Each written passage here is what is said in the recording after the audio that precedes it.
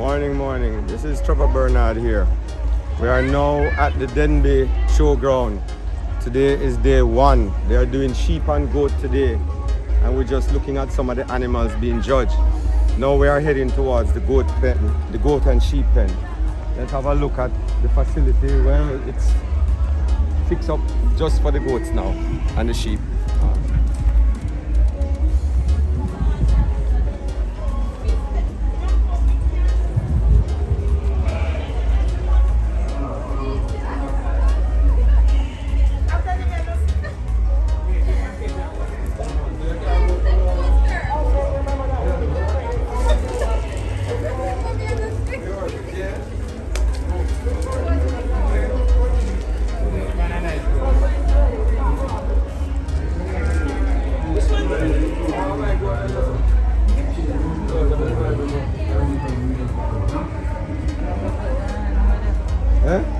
No, I never really did. I never did. These are some of the Nubian goats that I have that came to the Denbigh show.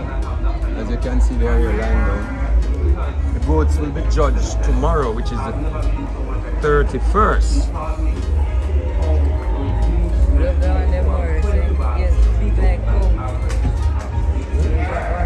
Which one? It's like here's big like cow.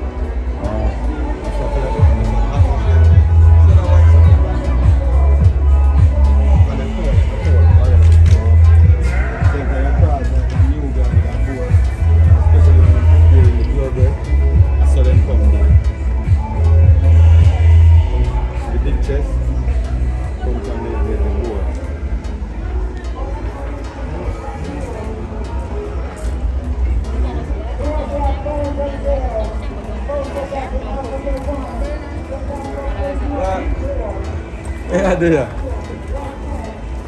Where you come with? Where there?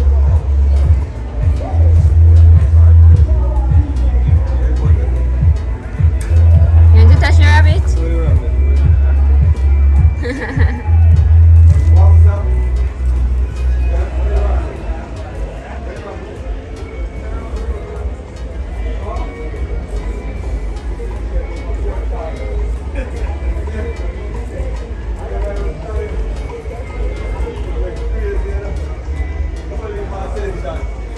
Mommy, look at that goat!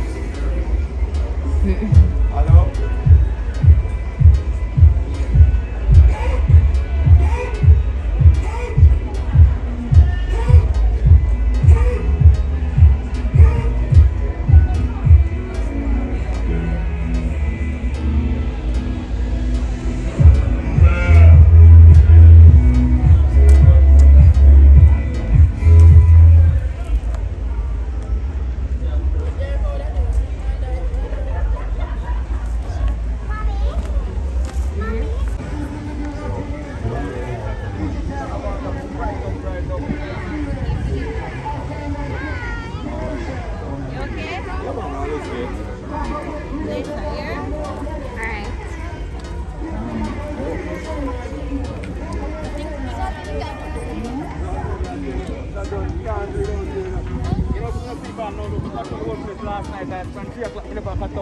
Good day you used to beach.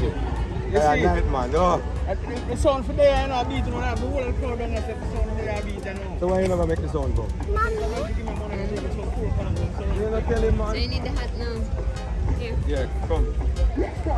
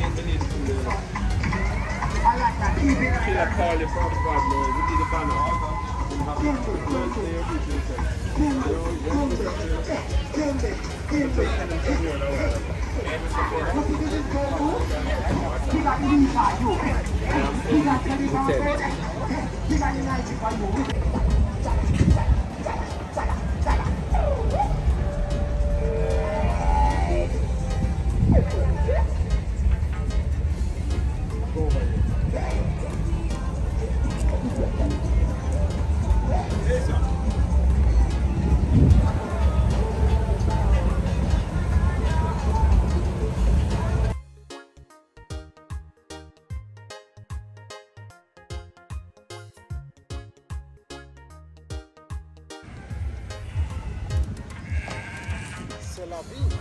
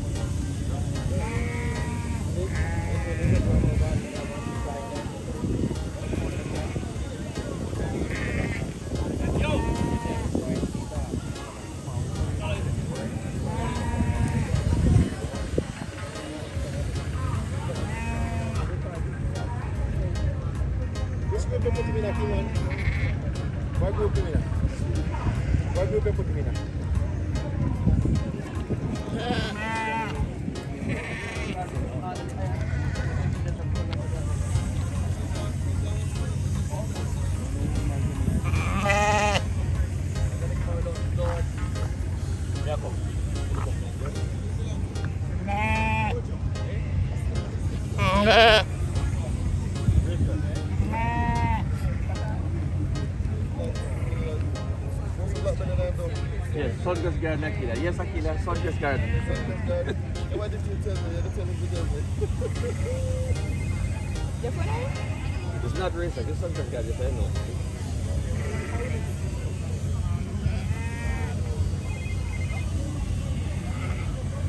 Yes, ma'am. Yeah. All right, Jacob. Me go to her now. Me find a young man. Me go to her. Yeah, me find him.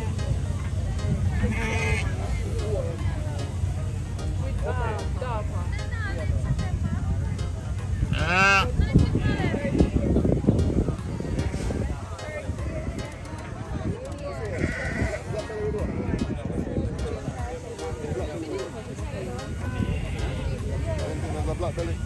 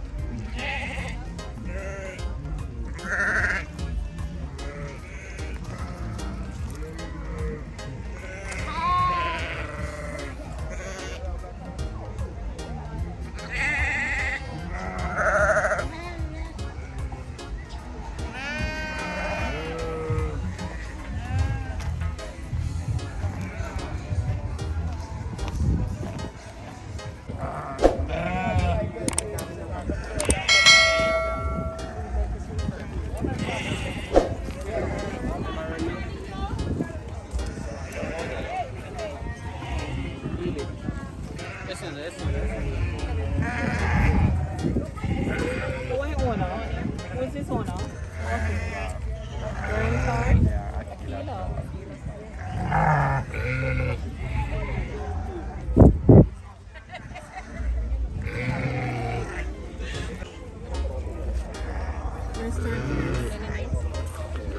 Man, the capture information I didn't get to know. You still have information, you know. You still don't want to get them off of the ring.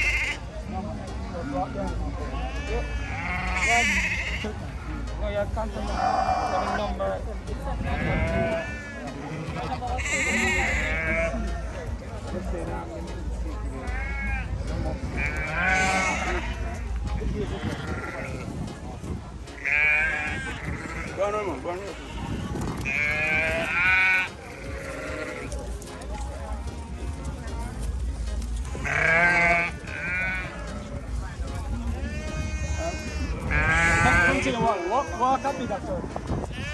Why that sir?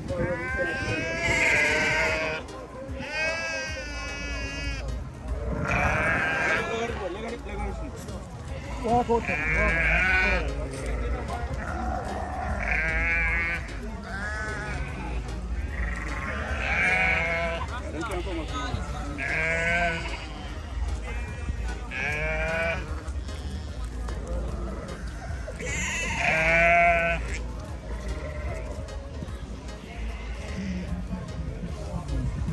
Stop this one, stop this one.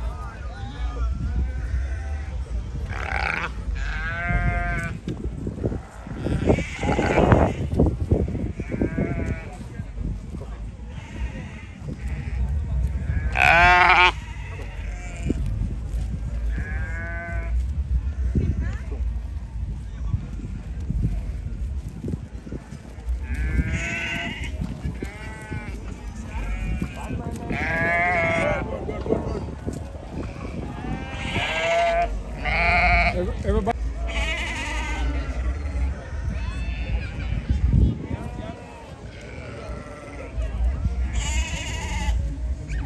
Don't stand them this forward. Yeah.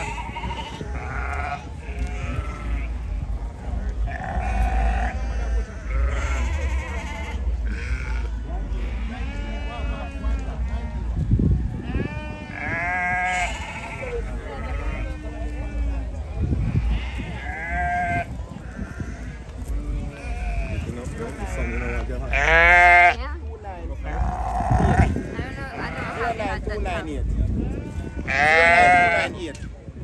09298.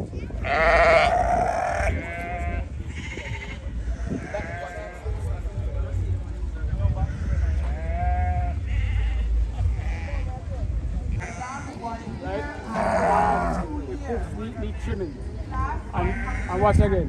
So the front foot, the joints are a little bit swollen, and the pasta a little bit soft. Hear that? So this is the championship for the black belly ram.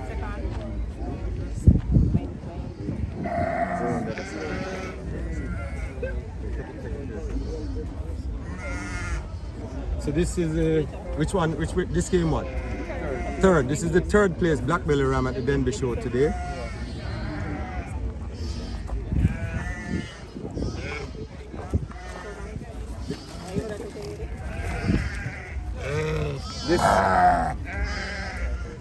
This is the third place ram.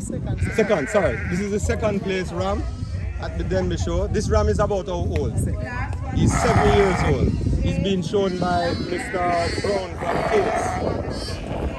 Take this one, please.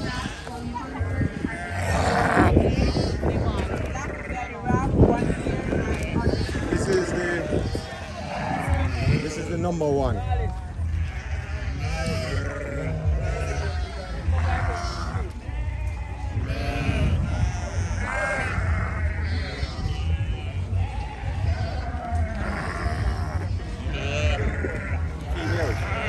Ladies and gentlemen, Trevor Bernard. Listen, Mr. Bernard, what I love about you.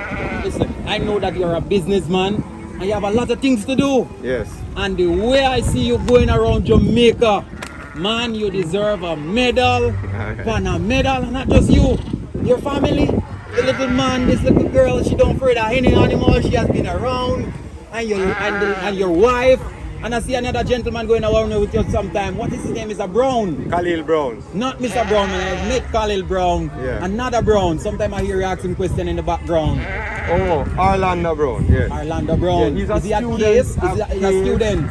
Yes, he's actually in the ring right there, holding an animal, yes. For your farm? Yeah, no, he's a student of Case now. Okay. But so he was trained. He was trained at my farm. He used to work at my farm years gone by. So he's now trying to get his degree. So he has moved on from my farm and going to university now. Well, Case is tertiary institution. And he's, Mr. Bernard, we love you. Jamaica love you. The agriculture sector love you. And what you have done, it is encouraging younger farmers. yes. Everybody to get on the basics of farming, because farming is not something of the past. People are realizing that farming is more economical, Yes. and you don't have to have a lot of space. Tell us about your little space that you are raising goat and sheep. Well, my farm is in a little backyard environment, probably less than quarter acre. I usually have about 100 animals between goat and sheep usually. And I'm in Kingston, as you know, and basically I feed my animals with waste things, like maybe, mango, and, in the mango season it's a blessing for me because I have so much mangoes to feed the animals. And, anything we get to feed them, apple and, any shrubs. People cut down mango trees and prune this, and we give them and we feed them. So Right. I kind of use those kind of things and sustain them. And plus we cut grass and bush and, all those kind of things. And a little feed now. I hear you talk about father bank. How would you encourage farmers now to look at father bank?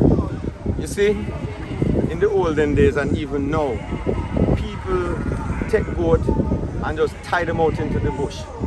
The truth is goat don't love grass, Goat love bush. Yes. Goat eat legume and tree plants and those kind of things. If you watch a goat in the pasture right now, he's not really eating the grass so much. He's eating the legumes and the little things in between the grass. That's what them love. Sheep love grass. A sheep will graze down this land to the bare dirt.